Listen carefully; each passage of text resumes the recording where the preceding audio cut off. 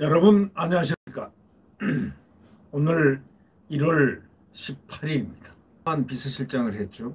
이분이 있을 때가 가장 윤석열 총장과 추미애의 어떤 갈등 구조, 추미애의 아주 잘못된 그런 그 검찰 길들이기, 이런 일들이 있었고, 하여튼 일들이 너무 많았죠.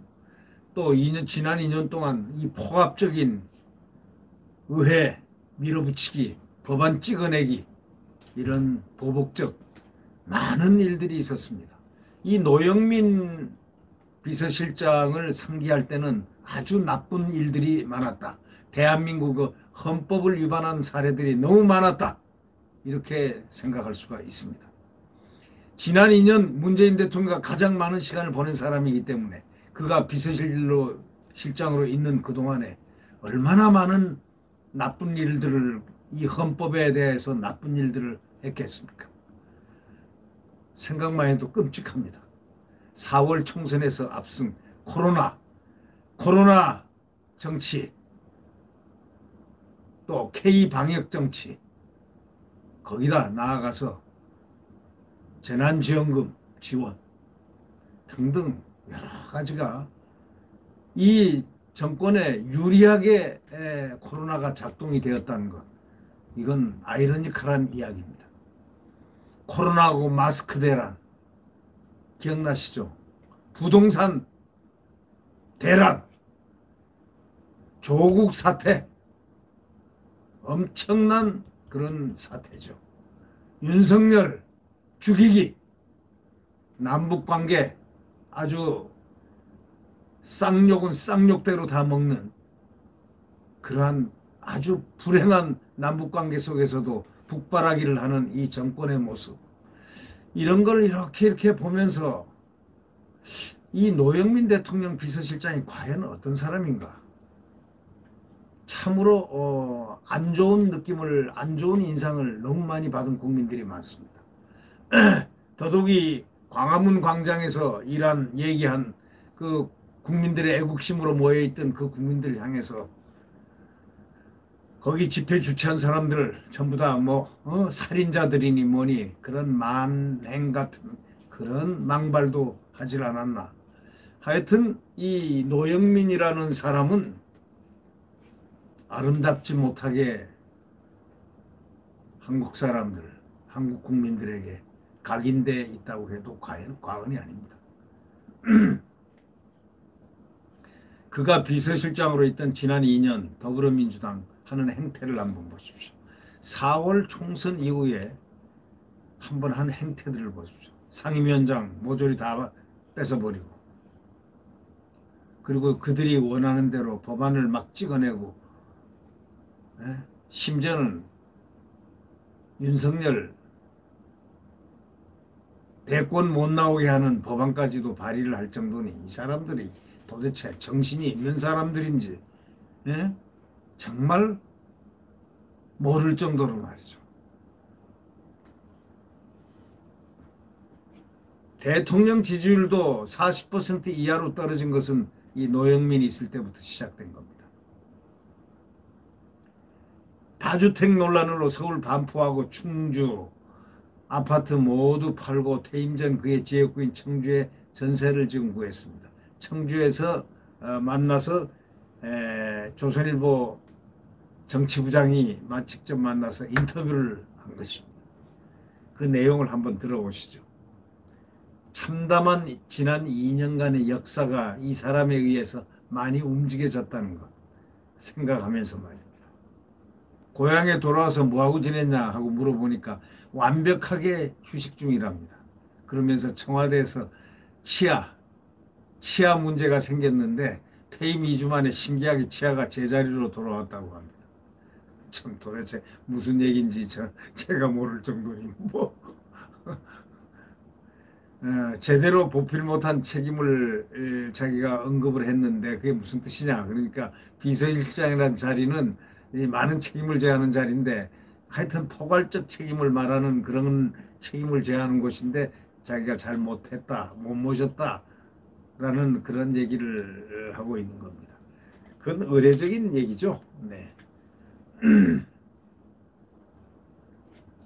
10대 성과 보고서를 대통령에게 보고서를 건네고 세계 표준이 된 K방역, 위기에 강한 경제, 총선 앞선 권력기관 개혁 등 10개 항목으로 이루어져 있습니다. 제가 보기에는요, 다 아닌 것 같습니다. K방역 실패했지 않습니까? 자, 위기에 강한 경제, 경제가 위기에 강한 것은 기업인들이죠. 기업인들이 그렇게 땀 흘려 피땀 흘려 해놓은 것을 또 기업을 옥죄는 경제 3법을 통과를 시키고 한참 이 잘못한 것을 그 언제 업보를 받으려고 하는지 참 저는 이해를 못하겠습니다. 또 총선 압승한 거 이거 다 코로나 덕분이죠. 거기다가 재난지원금 덕분이고. 네. 권력기관 개혁이요? 그것은 불이기 좋은 대로 한 것일 따름이겠죠. 권력기관 개혁이요. 개혁이 된 곳은 검찰밖에 없습니다. 제대로 된 개혁이 지금 돼 있는 곳. 어떻게 됐느냐. 윤석열 검찰로 제자리 딱 돌아왔다는 것. 바로 이것이 개혁이 잘 된 바로 그것입니다. 이제 지나고 나니까 이런 얘기를 하네요. 연말에 한 번씩 우리가 이것을 잘했다고 보고를 하는데 잘못한 것은 야당과 언론에서 차고 넘칠 만큼 지적을 많이 하니까 우리는 성과 위주로 주로 보고한다는 거 양심선언했네요. 성과 위주. 근데 성과가 자기들 눈에 보이는 성과고 말로 만들어내는 대통령 기분 좋으라고 만들어내는 성과도 꽤 있겠죠. 네. 결국 코로나 팬데믹인데 우리 경제와 방역에서 성공한 사실상 유일한 나라라고 합니다. 네. 경제와 방역에서 성공한 사실상 유일한 나라. 글쎄요. 네.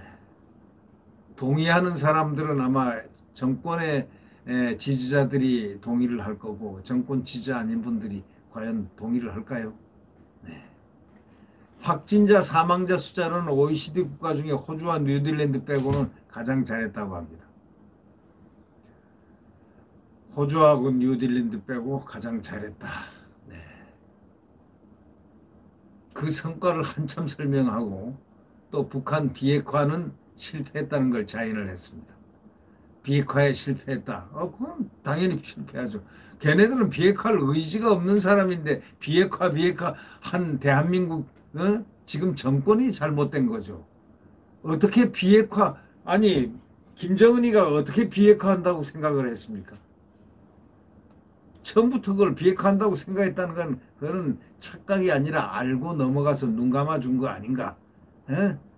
쇼 아닌가라는 그런 생각하는 사람들도 꽤나 있습니다. 에? 북한의 저자세했다는 평가와 달리 자주국방 토대 확립했다는 부분을 특히 강조합니다. 저자세 아니라 그럼 고자세했다는 말입니까? 그러니까 이 비서실장도 나가서도 이 정도 시각밖에 없으니까 제대로 이게 어떻게 나라가 굴러갔겠습니까?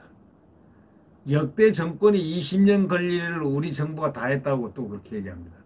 아니 20년 하지 말고 대한민국 건국 이래 70년 70년 걸릴 일을 우리 정부가 다 했다고 한번 자랑하시죠. 아니면 뭐 반만 년 역사 동안 할 걸 우리가 다 했다. 차라리 이렇게 하는 게 더 코믹하고 좋지 않습니까? 우리가 재래식 무기를 살 동안 북한은 핵무기를 고도화했다. 이렇게 얘기했습니다. 국방령의 비대칭이 더 커졌다. 이 국회의원 이렇게 질문했습니다. 노영민이가 아픈 말을 지금 아픈 생각을 하게끔 우리가 재래식 무기를 살 동안에 북한은 핵무기를 고도화했다. 국방령의 비대칭이 더 생겼다. 어떻게 생각하냐? 하고 딱 질문을 했습니다. 그러니까 뭐라고 그러냐면 안보 문제라 다 밝힐 수 없지만 우리는 비핵화라는 국제사회 룰을 지키면서 국방 능력을 제대로 키웠다. 핵무기의 유무로 단순 비교할 사안은 아니다. 우리 미사일이 북한보다 많다. 미사일 개수가 많다는 거겠죠. 네. 북한은 이번에 핵 탑재 미사일에다가 핵 탑재하는 그것을 다 했습니다. 네. 미북 정상회담, 남북 정상회담 다 했지만 결국 북한 비핵화 실패했지 않냐? 질문하니까 원점이 아니라 싱가포르 회담에서 다시 시작하면 된다 얘기합니다. 이건 착각은 자유죠. 싱가포르 회담이요? 싱가포르 회담은 트럼프가 가장 실패한 거라고 자인을 할 정도인데, 예? 싱가포르 합의, 예? 오죽하면 싱가포르에서 그것이 그럼 잘 됐으면 그게 잘 돼야 되는데 그게 안 됐지 않습니까? 트럼프는 마음을 열고 했지만 북한하고 이 정권하고 이 속내를 트럼프하고 솔직하게 이걸 하지 않았기 때문에 그렇게 된 거죠. 트럼프 대통령은 마음을 진짜 열었는데 오히려 마음을 열지 않은 쪽은 북한이고 가운데서 어떻게 이렇게 잘해보려고 막 바둥거렸던 그 친북 노선은 바로 이 정권이었고 그렇지 않습니까? 성과 중에 주가가 사상 최고치 경신도 있었는데 대통령 반응이 어떠냐 하고 물어봤더니 대통령은 주식 시장이 상대적으로 저평가됐다고 생각하고 주가 하락을 겁내 삼천시대 돌입을 두려워해서는 안 된다고 이렇게 생각하고 있다는 겁니다. 네. 이런 성과만 보고하고 잘못은 보고 왜 안 하냐 하고 질문을 했더니 잘못한 것은 야당 그리고 신문 일면에 그 도배를 하고 있으니까 대통령도 잘 알고 있다 이거죠. 대통령은 신문을 꼼꼼하게 읽기 때문에 인터넷 댓글까지 보기 때문에 대통령이 잘 알고 있으니까 민심을 왜곡한다는 것은 다 틀린 말이다 이렇게 얘기를 했습니다. 조금 뻔뻔스러운 말이라고 생각되지만 하여튼 들어보죠. 네. 그러니까 기자가 그러나 대통령은 민심과 자주 거꾸로 가지 않느냐 역행하지 않냐 특히 부동산 봐라 또 윤석열 추미애 문제가 대표적인 게 아니냐 민심하고 전부 거꾸로 했지 않느냐 그 문제로 사과까지 했지 않느냐 어떻게 생각하느냐 에? 그러니까 다른 얘기는 하지 않고 말이죠. 윤석열 추미애는 이거 아킬레스건입니다. 대통령이 사과를 한 부분이기 때문에 말을 못하고 부동산만 얘기했습니다. 부동산 정책은 효과가 나오려면 4, 5년 걸린다고 했습니다. 또 슬쩍 발뺌하는 겁니다. 완전히 이건 오리발이죠. 박근혜 정부 말기에 부동산 경기가 안 좋아 공급이 없었다. 그 여파가 이어진 것이다 해가지고 또 전 정권 탓을 했습니다. 이들의 이 속성이라든가 이 버릇은 전 정권 탓입니다. 그리고 저금리와 유동성, 과잉 등 구조적 문제도 있다. 부동산 정책의 오류라기보다는 구조적 한계가 있었다면서 꼭 이 전 정권 때문에 그렇게 됐다는 것을 계속 핑계를 치고 있습니다. 그러나 국민 누가 그렇게 생각하는 사람이 있겠습니까? 자기들이 잘못해놓고 말이죠.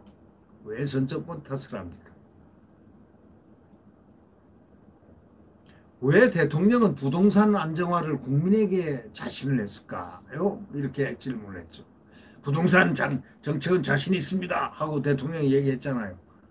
근데 왜 뭘 가지고 그렇게 했느냐고 질문을 하니까 최악의 경우라도 대통령이 부동산 가격이 오를 거라고는 말할 수는 없다. 최악의 경우라도 대통령이 부동산 가격이 오를 거라고는 말할 수는 없다. 경제는 심리 아니냐. 부동산에 자신이 있다. 안정화되고 있다고 하는 대통령 말은 의지의 표현이었다. 이게 참 희한한 말을 했습니다. 아니 대통령의 말이 사실적이고 비전이어야 되지 이것이 의지의 표현이라고 해서야 되겠습니까? 그러니까 비서실장이 이 정도 수준을 갖고 있으니 보필하는 최고 책임자가 이 정도 수준을 대통령 말은 의지의 표현이라고 하니 사실이 아니고 의지의 표현이라 도대체가 이해 못할 소리를 계속 늘어놓고 있습니다. 네. 대통령에게 잘못된 정보를 보고한 거 아니냐 딱 했더니 1인 가구의 폭증 등 일부는 우리가 예측을 잘못했다. 하나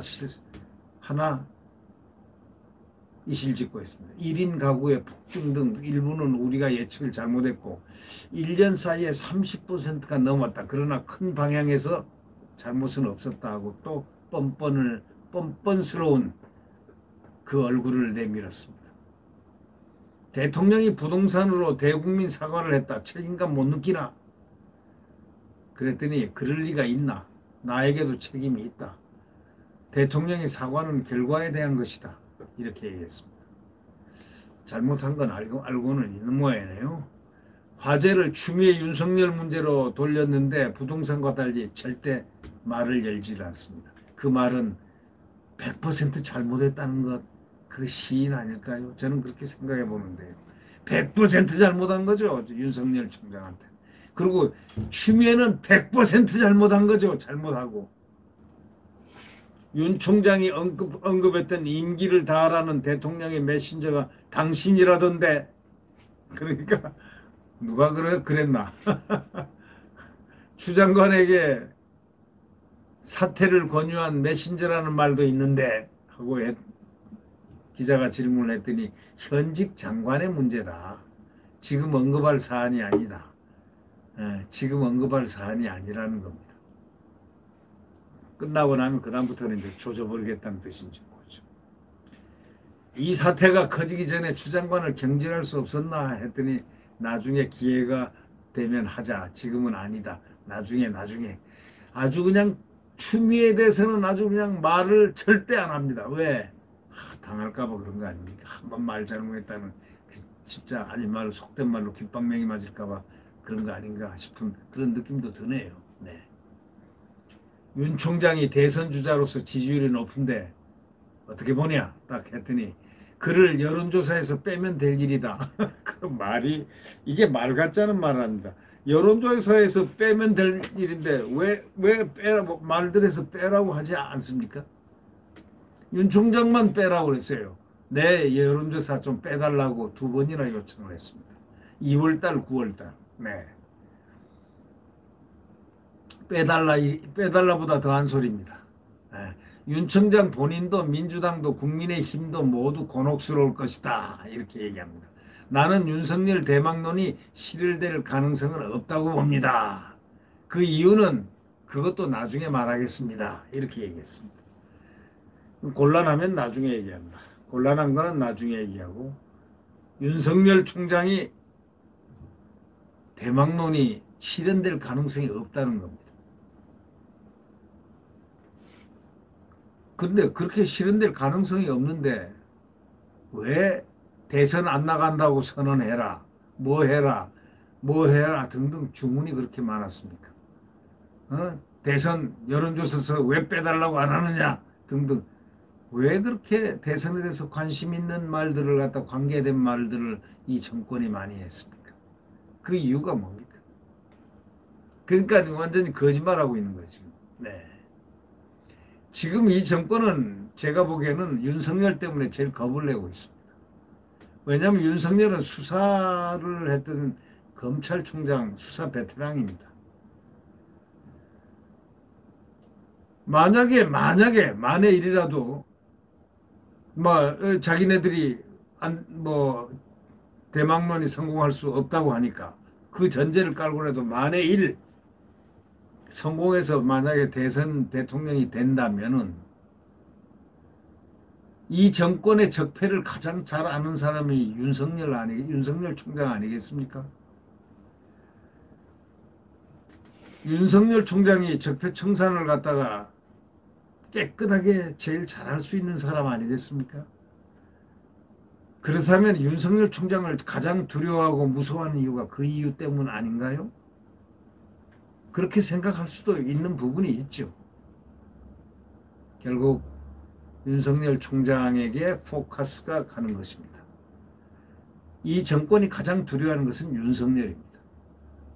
그가 대통령이 되고 안 되고를 떠나서 윤석열이 가장 두렵죠.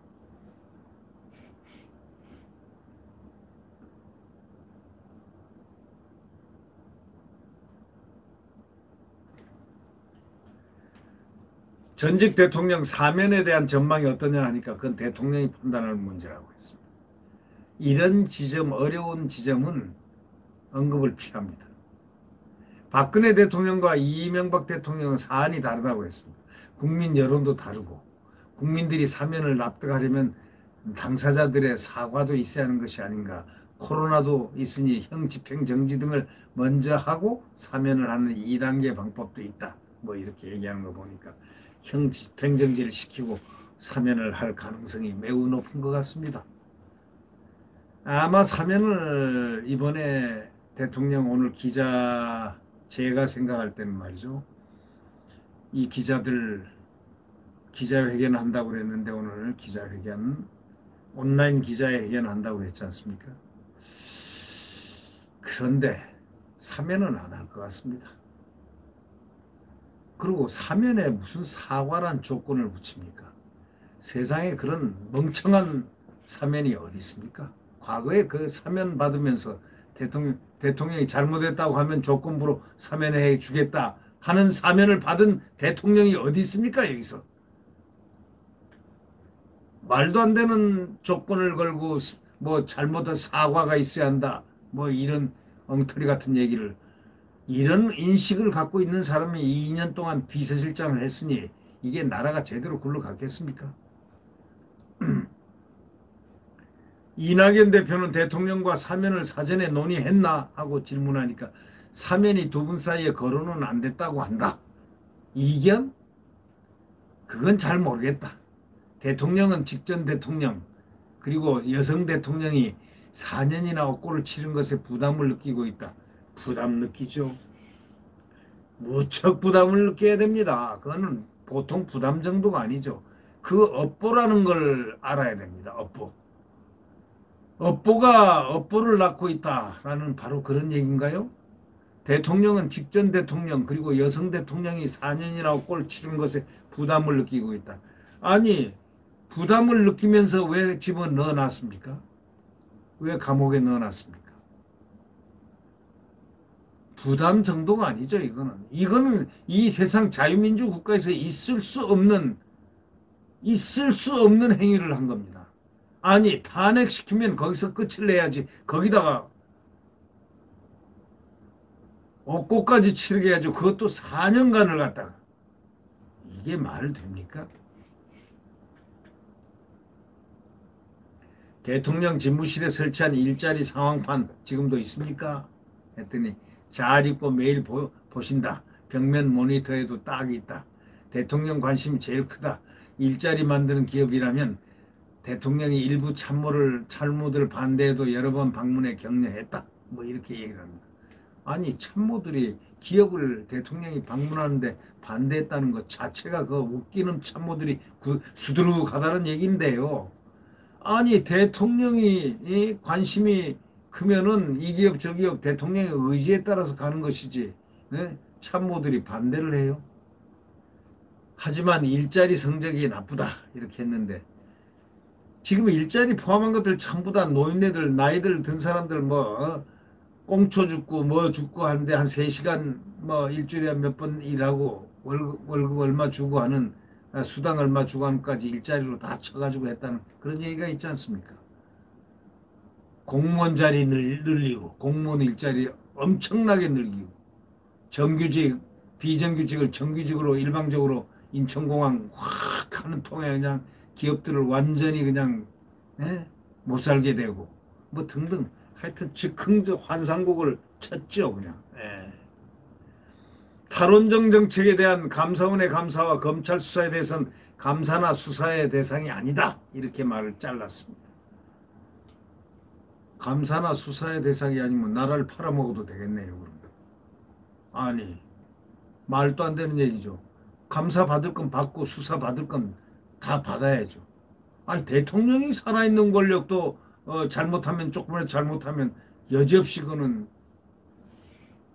끝까지 수사하라고 그렇게 얘기했는데 무슨 말을 이렇게 하십니까?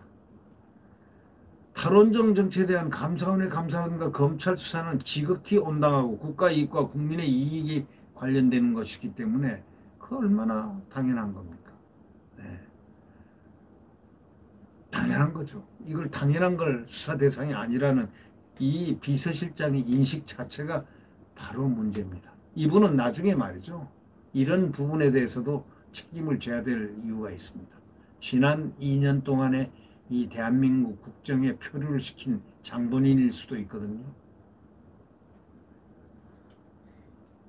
그는 코로나 확산의 계기가 됐던 광화문 집회 참석자를 두고 살인자라고 말해서 논란이 굉장히 된 적이 있었습니다.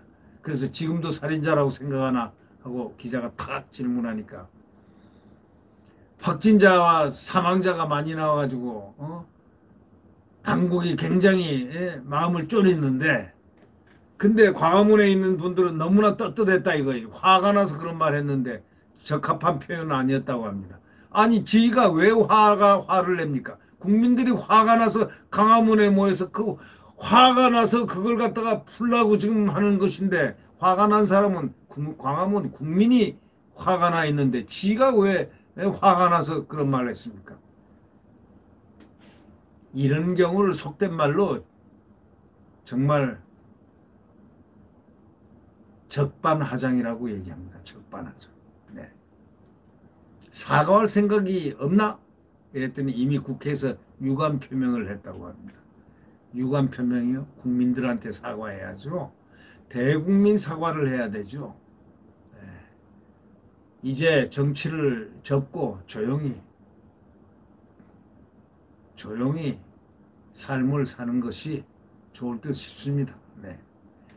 반포 아파트 놔두고 청주 아파트 먼저 팔아 발표해서 다주택 논란이 커졌는데 어떻게 생각해요? 청주 아파트는 중국 대사 나갈 때부터 빈 상태였고 반포 아파트에는 아들이 살고 있다. 청주 아파트를 먼저 내놨는데 대변인이 브리핑을 잘못했고 바로 정정했다. 그 문제로 사표까지 냈다. 도대체 무슨 말인지 모르겠습니다.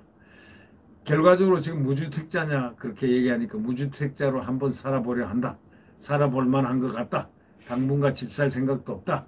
집은 주거 개념이지 재테크 수단이 돼서는 안 된다. 이 말은 상당히 바른 말 같기도 들립니다.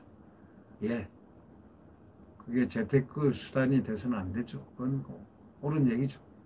지금 이 노영민 전 비서실장이 이 얘기한 중에서 이 개념이 제일 맞는 개념인 것 같습니다. 집은 주거 개념이지 재테크 수단이 돼서는 안 된다는 개념. 네, 좋은 개념입니다. 좋은 얘기입니다. 재임 2년 동안에 가장 기뻤거나 보람있던 일이 뭐냐 하고 물었더니 조금 정파적인가 솔직히 총선 승리 때가 제일 기뻤다고 했습니다. 그리고 주가 3천, 권력기관 개혁과 제도적 완성 보람이 있었다고 했습니다. 일본의 수출 규제에 성공적으로 대처한 것도 기뻤다고 합니다. 솔직히 말해서 국민하고 반대로 갔습니다. 국민하고 반대되는 기쁨을 많이 누렸군요. 네. 총선이 코로나 지원금 영향이 컸던 거 아니냐 하고 탁 물으니까 지원금이 도움이 될 수는 있었겠지만 결국 중요한 것은 방역과 마스크 대란 해결이었다. 대통령 지지율도 방역 성적과 관련이 있다. 부동산과 윤석열 사태는 이미 대통령 지지율에 반영됐고 현재 지지율 등락도 방역에 달렸다. 가장 힘들었던 때가 언제요? 하고 물었더니 취임 2달 만에 하노이 회담이 결렬됐다. 너무 아쉽고 충격도 컸다. 그러나 대화의 모멘텀을 유지하기 위해 노력했다. 그리고 조국 사태와 부동산 문제가 힘들었다. 다 내용성을 들어보면은 김정은이가 비핵화 의지가 있다고 미국에 이 대한민국 이 정권이 잘못 전달한 거 아닌가 하고 딱 급소를 넣었습니다. 그는 직접적인 대답을 안 했습니다. 대신에 이렇게 얘기했습니다. 북한의 비핵화와 미국의 조치가 단계적 동시적으로 이루어져야 했다. 근데 단계적 동시적으로 이루어지지 못했다고 엉뚱한 소리를 했습니다. 김정은이 비핵화 의지가 있다고 미국에 잘못 전달한 거 아닌가? 잘못 전달했다면 거짓말 전달을 한 거 아닌가? 이런 뜻 아니겠습니까? 기자가 물은 질문이 그거 아니겠습니까? 미국에 잘못 전달한 거 아닌가? 거꾸로 전달한 거 아닌가? 알면서 이렇게 잘못 비핵화 의지가 있다고 의지가 없는데도 이렇게 말을 한 거 아닌가? 이런 뜻 아니겠습니까? 근데 거기에 대해서는 말을 피하고 있습니다. 임기 내 남북관계 변화가 있겠나 하니까 두고 봅시다. 코로나에 달렸습니다. 북한은 선미국 후 남북으로 정한 것 같습니다. 미국 문제가 풀려야 남북 문제도 풀릴 것 같습니다. 북한에 너무 저자세 아니었나 하는 물어보니까 우리가 퍼준다고 하는데 이명박 박근혜 정부 때 북한에 다 줬다. 뭘 줬어요? 조금 줬지. 무슨 뭐 인도적인 문제에서나 줬지. 지금은 퍼주는 거고. 그런데 우리만 안 줬다. 이랬습니다. 인도적 차원에서 쌀을 주겠다고 했는데 북한이 거부했다. 지금 주면 안 되죠. 왜 안 되는 줄 아세요? 못 주니까 안 준 거죠. 주고 싶은 마음은 가는데 미국이 딱 감시를 하고 있으니까. 그러니까 어떤 방법으로 주는지는 모르겠지만 하여튼 이 지금 못 주는 거 아니겠습니까? 미국에서 오케이가 돼야 된다는 거 아닙니까? 또 김정일이가 우리가 준다면 통 크게 받았는데 김정은은 안 한다 이렇게 얘기했습니다. 그게 두 사람 차이다 이렇게 얘기하는데 이 얘기는 잘 이해가 안 됩니다. 평화를 강조하지만 서해 피격 사건도 있었는데 개성연락사무소도 폭파했는데 어떻게 생각합니까? 남북연락사무소 폭파는 북한이 오버한 것이다. 처음으로 얘기합니다. 오버했다는 거. 두고두고 회화할 짓을 했다. 네? 북한이 이거는 이제 제대로 얘기했습니다. 네.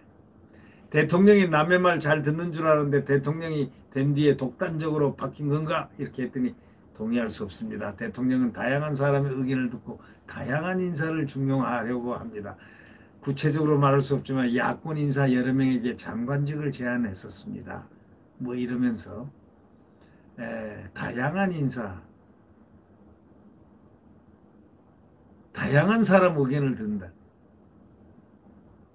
여러분들 이거 동의할 수 있습니까? 글쎄요. 자, 뭐 여러 가지 문바들에 대한 거에 한 질문 요것만 하고 끝을 내겠습니다. 문 대통령은 소위 문바들에게 너무 기대는 거 아니냐 이렇게 질문하니까 대통령은 중도적이다. 외교에서는 한미동맹을 최우선하고 경제에서는 기업의 가치를 창출하고 세금을 납부하는 것을 확실하게 인정한다. 그런 측면에서 오히려 보수적이다. 다만 사회적 약자에 대해서 진보적이다. 이걸 국민들이 믿겠습니까? 대통령이 어떻게 중도적입니까? 좌편향이죠. 외교에서는 한미동맹을 최우선했습니까? 중국과는 어떻게 하고요? 경제에서는 기업의 가치를 창출했습니까? 기업을 옥죄는 법을 왜 만들었습니까? 참 이해 못할 비서실장의 말이었습니다. 네. 네. 구독 버튼과 엄지를 눌러주시면 감사하겠습니다. 자, 지금은 광풍이 부는 암흑 시대입니다. 이제 내일 태양은 다시 떠오릅니다. 그 태양은 대한민국 자유민주주의와 시장경제가 활성되는 소위 자유 대한민국 헌법입니다. 대한민국 진정한 자유 대한민국 자유민주주의와 시장경제가 뛰노는 한미동맹이 뛰노는 그러한 나라가 곧 펼쳐질 것으로 믿어 의심치 않습니다. 내일 태양은 다시 떠오릅니다. 안녕히 계십시오.